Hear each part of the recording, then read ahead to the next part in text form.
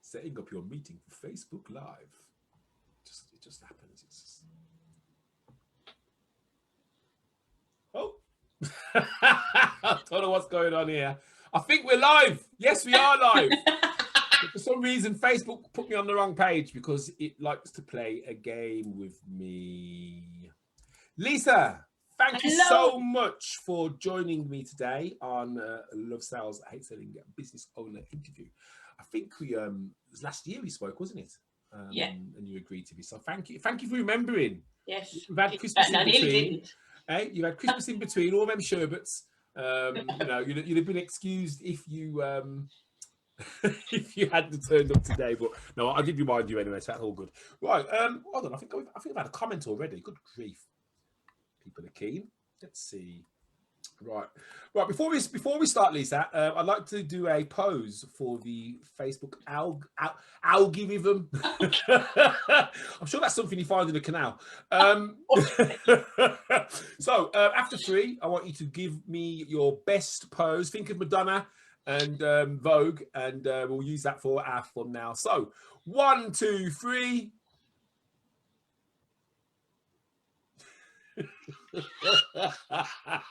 The cheesiest of cheesy grins. Good grief, how did I get away with that? Right. Yeah, so thank you for joining me tonight. It's I've kind of switched things up with the business owner interviews. I normally do them at 11 a.m. But I thought I'd do a bit of an experiment. Ooh. Because it's fun to kind of like try new things. Yeah. And the reason that I thought let's try 5:30 is because we had we did a live before Christmas, which was at 5:30. It went really well. And I thought, oh, real?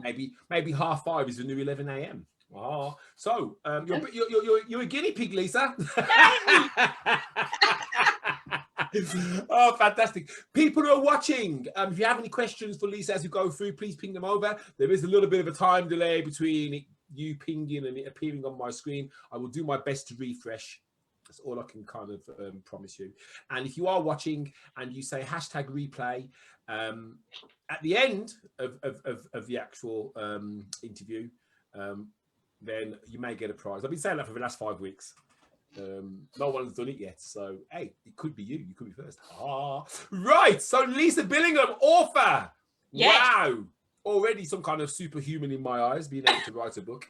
You know, I struggle to write an A4 side of paper sometimes, but amazing. So tell us, what is your book called and what is it about? It's called Katie, a New Chapter, and it's loosely based on my life experiences. Did you say Katie? Katie, yeah. Katie, a New Chapter? Yeah. Is that Katie with a C or a K? A K. Oh, that's a very interesting title. Oh, oh, because your name's Lisa. Yeah, oh yes. I mean, it's pretty obvious that your name's Lisa. Yeah. And my middle name's not Katie. Okay. Tell me more, what is the book about? Go on, tell us what it's about. I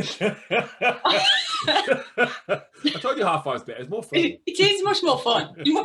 I'm just waking up again after my day. That's what I do, you see. I'm going to infuse you with energy. You won't be able to sleep tonight. You'll be like, oh, Nigel. I've been Nigel-fied. So, Katie, a New Chapter. So what is it about then? Yeah, it's loosely based on my life experiences because virtually 12 months to the day when I started writing the book, I'd been on a course. I was setting up my business and I was trying to find different ways to market, etc., etc. And several people said, oh, write a book. And their meaning of a book was a 12-page ebook. That's not a book. Like, that's a report. Right, yeah, exactly. That's not a book. My thoughts of a book were a book. So I went on a course and I thought all the while through that, I walked in and I thought, right, it's going to be a self-help book. It's going to be this, that and the other. I walked out and went, throw it all up in there. It ain't going to be anything like I imagined. Autobiography, I thought, yeah, just write your story. But I'm not being funny, who's going to read it? Who cares? Nobody knows me. Nobody knew me. I'm not J.K. Rowling, so who's going to read it? So you never know. it was kind of like, I might do it. I might actually do it. This is what Katie didn't do next. With things like TikTok and oh God, what you call it, Clubhouse and all that, you've only got to go in there with your little link and say, hey, I've got a book and it's called this, and you ain't got to tell them what it's about. yeah, The that's Wonderful true. Adventures of Lisa Billingham. How she Yeah. conquered the UK single-handedly. The title. Everybody will want to buy that. Fantastic. So it's your kind of stories, bits of your kind of story. Bits of mine, yeah. It's loosely based on my life. Some of the things in the book didn't happen to me or to anybody that I know. It was just the way that the story unfolded and the characters came about. Because the characters write themselves in the end. That it was nothing like I'd originally planned. Wow. And there's a few like twists and turns in it, and it is quite open-ended. Most reviews are like, where's the next book? So is it what kind of flavour is it? Suspense? Is it like love? Is it? Give us a little tickle. It's a bit of everything, actually. If I'm honest, it's a bit of mystery, suspense. There's a bit of erotica in there, but not massive amounts of erotica in there. Madam, it's quite different erotica as well. I'm not going to spoil it, and nobody who's read it has commented on that bit. I'm absolutely amazed. Well, I giggle if I just read the word erotica. So, so it's not good. You actually, it's really good actually, because I mean, I've already had. I mean, Karen Bourne. Oh, hi, Karen. She put a comment. I did a little teaser video earlier to say, hey, I'm going to read Lisa later on. And Karen said that your book is absolutely amazing, and it even helps husbands too. Yes! Tell me more. That was one. Without giving too much away, give us a little taste. That was one of the things I actually wanted it to do, because my intention for the book, it was really cathartic writing it for me. Yeah. Even though it's a novel, it was still cathartic with the feelings and emotions in it, with my hysterectomy and my mental health. Is me. Yeah. And I wanted it to help others that I felt they were in the same situation as me, didn't know where to turn, etc., etc. And the comments I'd had back of friends who'd read it are like, yes, it's done that. I think it's done what you've achieved. Yeah. And a lot of the comments I've had on Amazon, because it's only available on Amazon at the moment, are very much along the same sort of lines. Oh. And I had somebody had messaged me. I think somebody had messaged me, or I don't know whether it's on Amazon actually. No. Somebody I met when I got my first business, but I was also volunteering for Black Country Radio. Andy Mullaney. He's not on Facebook, so he'll never see this. Hey, he's not going to sue me, is he? Hopefully not going to sue me either. But he bought it. He was one of the first to buy it. He'd been watching my progress. And we'd spoken on and off for a couple of years, but he's written a book as well. Oh, wow. And he's like, I've got to read this. And he was like, it's quite hard. I mean, the review's on Amazon, so, it's all there for you to see. And he was like, some of it was quite hard to read. Not that it was badly written in that respect, because it delves into the minds of a woman and the way she's feeling at the time and what she's going through and blah, blah, blah.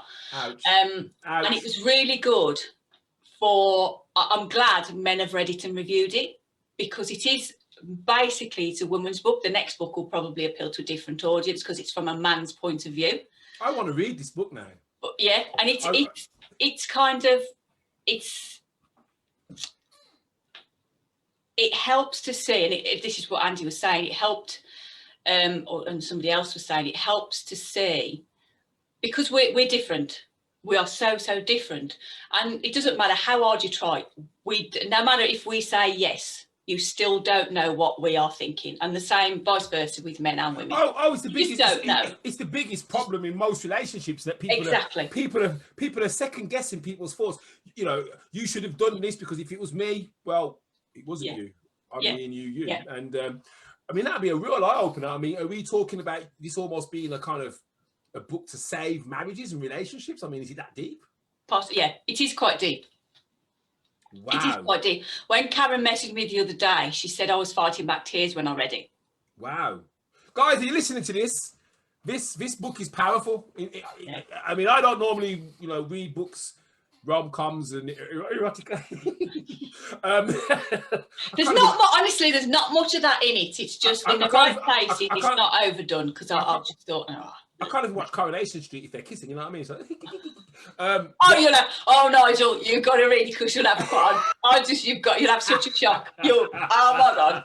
I'm going to have to get myself a copy of that. So obviously there was inspirations which you know made you decide to write this book. What was the kind of key inspiration that made you, you know, put it together, or a key inspiration which inspired you to write about that specific element of what you wrote about? I don't think there was anything that really I thought, yes, I'm going to do this. I think 12 months before, when I was sort of like I'd done the course about it, and then I came back and I did a fiction course when I came back from Fuerteventura, because I was repatriated because of the virus, and I just thought, now is the time. Hold on a second. Hold on a minute. Did you say that you were based in Fuerteventura? I was working for yeah. Oh, yeah. Fair enough. We'll talk about that later on. yeah. Worked in the north as well. I didn't know she was a jet setter, guys. I really. Yes. Well, you need to read the book to find out, because it took me 19 years to get to that place. Wow. 19 years, and I'm like, oh my God! And now I can't go anywhere because of the virus. I'm like, right now I'd settle for Bognor. Right now, I'd settle for Bognor Regis, never mind. Oh, God, yeah, and me. Settle for Stalebridge at the moment. I can't bloody know. Oh, quality.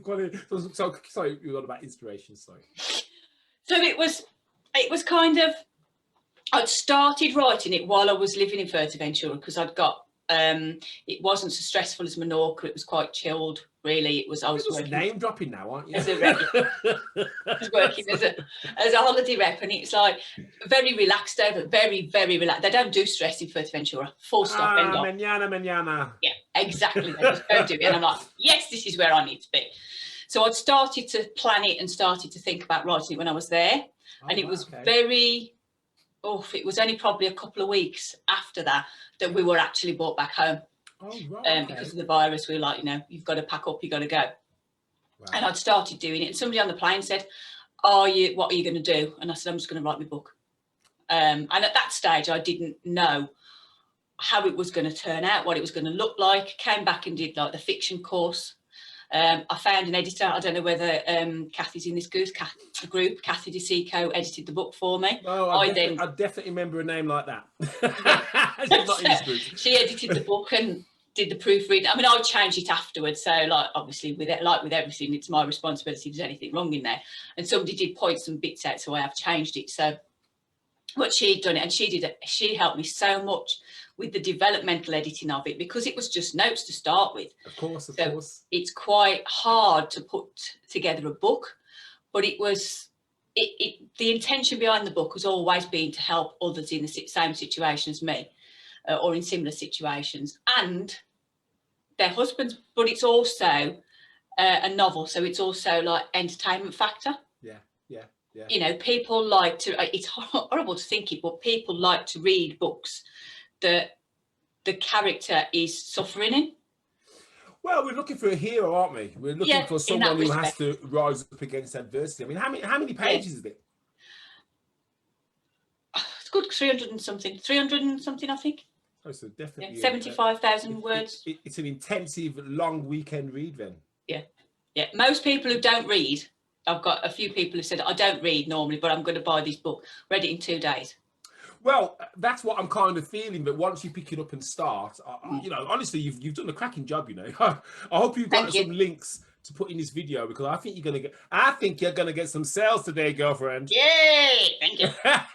So, obviously, started to write a book. There must have been so many challenges. Oh God, yeah. Tell us about some of these challenges and how you overcame them.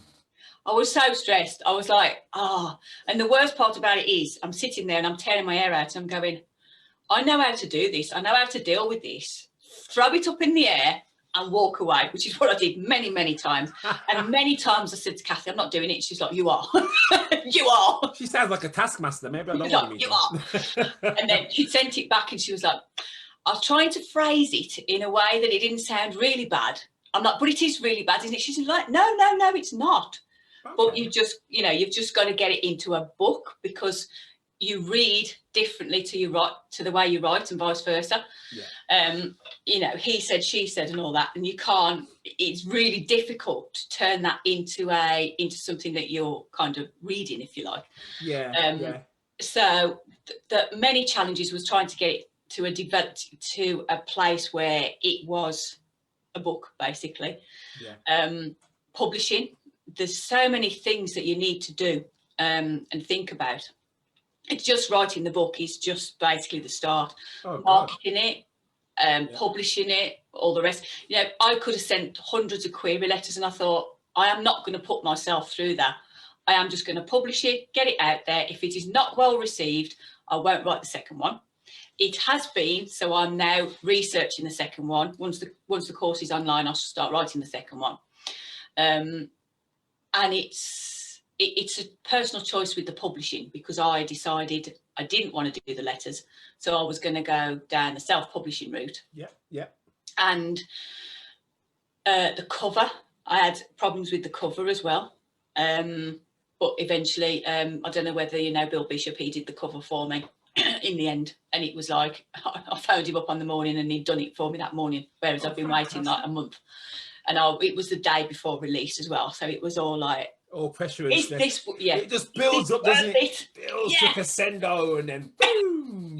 And I'm like, I can't do this anymore. Fantastic. But then once it was released and people had started reading it and reviewing it and sending me messages and whatever, and I was like, wow. And I think, and obviously it's easy for me to sit here and say this to you, but I think there was a word you used, if, and if you'd have been in my life time, and they said if, I'd have said there's no ifs about it, because regardless of whether it sells 1, 1,000, 1 million, you've achieved something which 96.9% of the population of the world will never ever achieve. And that is, you've put together your own book. So forget the ifs, think of the fact that, hey, I've done this. Exactly. You know what I mean? You've done it. Your name is out there forever. Right, before we go to the next question, we've got loads of comments. Hold on a minute. Really? Oh, you got like in this scrolling bit. I got loads of comments. Let me have a quick look what we got here now. I've got to be careful because the sound will come on and I'll be able to hear myself twice, which is so unnerving. Oh, that's so weird, isn't it? Right, so we've got Mandy, Jay, and Jennifer Major watching. Hi, Jennifer Major. Hi, Mandy. Hi, Jay. She's watching live. I love being Nigel fired. We made a new word up. We were speaking earlier. I says, you need some energy. Nigel fired. You've been Nigel fired. In fact, they're actually they introduced to a guy called Bruce Parker, he's honestly, if you get a chance to go networking, come to a networking event with me next week. There's a guy here called Bruce Parker. His voice is smooth like chocolate. Really? Honestly, you could just turn off the lights. Next Wednesday, you could turn off the lights and just listen to him, and you'd be like, just bliss. You know what I mean? Hi, Karen Bourne. I was waiting for you to announce this. It's an amazing book. Yeah, I did announce it. What else have we got here? Let's pop it up. Karen said it's eye-opening. Oh, honestly, this book it sounds like I think that you should maybe run some kind of competition and have the book as a prize. Anyway, Nigel. It resonated with me having a hysterectomy at a young age. I had the advantage of having 2 children, unlike Lisa. So that is definitely. It sounds to me like it's really kind of hit a pinpoint with women. Fantastic. Hi, Natasha. Hi, Natalie Hurdley. And Mandy says, well done, Lisa. Well, I'm saying well done as well, because I think it's fantastic. So never ever use the word if and what if, and it might. Forget that. It will. And what you've achieved is huge. It's huge. Thank you. So wallow in that. Make sure you know what I mean? Every now and again, you flick your hair and go, yeah. Right. Something? I've got another question, but I want to go back to Ventura and Menorca. And go on. only because look, we've all had lockdown for the last Yeah. Almost 12 months. Yeah. I forgot what a beach looks like. There's this drink called rum cocktail, which I haven't tasted for ages, and I'm just missing out. But how long was you like a holiday rep for then? Altogether for 9 months. I worked for TUI since April 2019, basically. Okay. I started in Menorca for 6 months. And then survived the 6 months. God knows how. And then I came back home, put my house up for rent, moved everything out. So literally, you've been in Spain for 9 months, and then you had to come back. Yeah. Oh my God! So what was you doing before you became a rep? I started a business before wellbeing coaching and crystal therapy, but it didn't take off. Right, gotcha. I think partly because I didn't get the right advice at the time. I spent a lot of money, and then I got to the point where I'm like, I can't do this anymore. I've got to, I've got to top that up, and I've got to do something else. Yeah, of course. And I was still not 100% myself. Right. And I hadn't experienced anything outside the UK really, because I hadn't been abroad for nearly 20 years. Okay. I had a fear of flying, and Karen's sister Angela helped me over that. She did some hypnotherapy with me. Hey, Angela Barlow, I know you're not watching, but hey, anyway. She did some hypnotherapy with me, and I was doing work with myself as well, with healing, with crystals and things as well. So all of that combined got me on the plane. And you know what? I absolutely loved the flights. Absolutely loved them. And I'm like, I can't wait to go again. And I'm like, I can't believe it's me talking, because like 19 years ago, I just wouldn't have it. I just would not have it. And that's amazing, though. It shows you how far you can come as a person when you kind of, and I suppose because you had a reason to get on that plane, a real strong reason to get on that plane, moving your life forward, new adventure. I mean, hey, I mean, what's the play? It's like, oh, that's fantastic. I'm jealous though. I still want to. I thought you were too. No. Right. So, what advice would you give somebody who wanted to start their own book? If they wanted, they've watched you now, they thought, wow, that Lisa's pretty special. I could do that. I mean, what advice would you give them? What are the kind of key tips that you'd say this is what you should definitely consider, or these are the things that you need to be looking out for? There's quite a few, really. Oh, guys, before you go, get your pens out, people. Yeah, get pen and paper out. Get your pen and paper out. Notes. It's all about the notes. I would say there's two people, or there's two things that you need to consider. Yeah. From practicalities is you need to get a very good editor, and you need to get somebody professional to do your cover. Right. Before you even start, because this is not going to be cheap. Writing a book is not cheap. Before you start. Before you start. You know when you say cover, you're about the front cover of the book. Yeah. Not necessarily the cover before you start, but you need to have an idea in your head. And you've also got to kind of ask yourself the questions: why are you doing it? What's the purpose behind it? Is it just for you? Which is fine. If it's just for you, you write the book, you do it, you sit it, you leave it there. If it's to help others, fine, you do it, then you publish it. If it's a personal story and you want to get it out there to help others, then go for it. The biggest thing I would say to people is just write. Just write, because then you've got something you can edit then. You can't edit a blank page. Yeah, framework. And I normally, I learned by doing, and I'm planning my second novel now. Whereas I kind of wrote the notes out, if you like. Yeah. Then I went back and ended up planning it. Yeah. And going back. So I went back to back to square one quite a few times throughout doing this book. Sounds like a lot of people's business plans, that does. Yeah, it's right though, because it's so complicated in some respects. You just think, oh, I'll start the business and I'll do the plan afterwards. Yeah, exactly. And I think, and it's your creativity, your inspiration, and it's you on that piece of paper. Course, so you just write what you feel. Wow. But you need to turn that into a book. Now, some people are naturally, I've read since I always read. Yeah. And I still think, oh yeah, I can write like that, and I write like that. So I'm reading books that are similar to my writing. Yeah, yeah. And I think, oh yeah, I did that. But I know it's horrible, but I did that better. Oh, I didn't do that very well. You know, and you think, no, I did it the way I did it, and that's me. Yeah. But I would say just write. But when you come to the, you know, you've got to have a clear idea of why you're writing it. Yeah. As well, because it's obviously personal to you, and there is a saying where everybody's got a book in them. Oh yeah. But then somebody said to me, but some of them should stay there. And that's true as well. Very nice. We all got Which a nice which is not very nice, but that doesn't mean that you can't write that book, because we've all got a story to tell. yeah, but we have.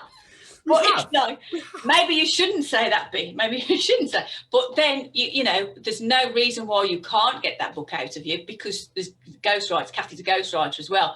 There's ghostwriters out there. So you know, you tell it. Ghostwriter work, man. Is that like me just going into a darkened room and speaking and talking about various things that have happened, and then that person like just typing away? Yeah, they'll just work with you to get your story out. I mean, what you would normally do is send what you've got. So if you've written a book, however that looks, and you want a ghostwriter, you send that to them, and they will read what you've sent, and they will say whether or not they can work with you. There was a film, and I can't remember what it's called, but he was a ghostwriter. Okay. It was a brilliant film. I can't remember for the life of me what it was called, but he was ghostwriting somebody's story. I'll have to try and dig it out because I can't for the life of me remember what it was. It was a film as well, and it was really, really good. And I'm like, fantastic. I suppose it's I suppose for myself, I mean, when I think about writing, and when I think about what I've read and the way the authors fill out the character, fill out the room, the descriptions, you know, a chink of lights came through the window and shone, you know, all that kind of descriptive term. Magic, the magic of those words. I think that's the bit where people go, because if you think about it, we live in a very quick world. You know, we've got phones. U, in, in. You know, so to go from kind of I speak in monosyllables with one word to kind of like start describing the way that the person gazed at him in the sunlight. You know, it's just like, wow. And I think that's where I would probably struggle. The kind of the filling out and the thought. Well, honestly, you're gonna have to. You can make sure those links for this book are in the comments, because I've got a feeling you're gonna get some sales tonight, love. Fabulous. One more question. Is there anything that the people watching or the people who watch later on can do to help you on your journey to greatness, Lisa? Oh, lots of things. What I'm looking for at the moment, as well as trying to get this course out there, it will be out there eventually. It will be out there soon. I'm also researching my next book. And my next book is going to be written from a man's perspective. Okay. And it's the character that has been in the army. So I'm looking for somebody, and it doesn't have to be a man. It would be better if it was a man. It doesn't have to be. It just needs to be somebody. And it has to have an army. Yes, he needs an army background from the early 1990s, 91, 92, which is when my book is set. But he's also running an engineering company. That's what you call a niche. I actually think I might know somebody. Oh, cool. But I'm gonna have to check. Let me make a quick note. The transition from the army into Civvy Street is quite hard to do. I have spoken to people who were in the forces or in the army, and I've got a good idea of what it's like for them in the army and how they're feeling in the army, and how hard it will be to transition into Civvy Street. But if I can get somebody who was in the army in the 90s, or even if they weren't in the 90s, they know what it was like in the 90s, and coming out of the army to run a successful engineering business. Yeah. It's probably it sounds like you've got somebody in mind, Lisa. No, I'm just looking for that person. A couple of people have mentioned a couple of names, and tried to connect to them and contact them, but I can't. Why? So obviously that's not the right people. You've tried and they haven't come back to you, or? Yeah, I can't remember the names now. But I'll if they try did warn again. me, they did say they may not talk to you, which is fair enough. It's, you know, it's for a novel. If they're powerful businessmen, they're very, very busy, which means they probably don't see all the messages that come through to them. Yeah. So find another way of getting in front of them. Yeah. Maybe do a video intro. Hi, I'm Lisa. I'm looking to do a book. Your name's been given to me as somebody who would be a perfect character for me to base my book on. Would it be possible for, and honestly, a video message to them would be more powerful than an email, which they probably get emails all the time and LinkedIn messages. Or try give it a try, love. You might be surprised. You know what I could do? I could actually do a live, couldn't I, on Facebook? And then I could obviously share that, because I can't do a live on LinkedIn because they won't let me, because they're mean. Why not? What have you done to LinkedIn? No. Have you heard this guy? Lisa Billingham's a rebel. I've tried twice and they won't answer me. And I'm like, I might do it again just to annoy you. She's the only person in history to be banned from doing the live on LinkedIn. You have to, because they're trialing it, aren't they, on there? So you have to apply it. Some people have got it. I've never tried, to be fair, but I mean, that would be my ideal platform to do it, to be fair. I can't believe they've banned you. Well, won't let you do it. Right, J. Lex Lindsay, I design covers. So there's your book cover person. Nigel is always Mr. Good Vibes. Thank you, Simone. Well, Lisa, all I can say, it's been an absolute pleasure. Thank you. You too. Thank you for inviting me. No problem. Absolute pleasure. These are really good for me, because it really gives me a lot more depth around, because we've gazed across Zoom a few times. Yeah. But we've never actually had time to have a kind of real depthy conversation. And today's I've been really privileged to kind of get a more rounded idea of who you are and what you're about. I'm still jealous about Fuerteventura and Menorca, but I'm also really kind of inspired by the fact that you came back and thought, you know something, I'm finishing off my book, and you just went and did it. And I think, anyone watching who feels that they have a goal which is too big or unachievable, listen to what Lisa's saying, man. Sometimes you have to just get on with it. Remember when you were younger and you used to annoy your parents and I ain't doing that, and your mum would say, get on with it. And you just would. There'd be none of this like, man, you just get on with it. Pretend it's your mum talking to you. Get on with it. Yeah. Take action. Yeah, exactly. Do it. Fantastic, guys. If anyone's watching on replay, hashtag replay, please. And you may, I'll get you a gift. I promise. I'm going to go through all my videos. I'm going to check all the comments. If anyone's done hashtag replay, no, in fact, no. You got to put hashtag replay author. Yeah. Anyone who does that, you'll get a prize. I promise. Hashtag replay, hashtag author. Yeah, hashtag replay. Hashtag author. Hashtag, yeah, okay, yeah. Hashtag, yeah. Lisa's making up the rules now. Yeah. Why not? She is the boss now. In fact, next week she's doing the interviews. Oh. So hashtag replay, hashtag author. Thank you so much for joining us.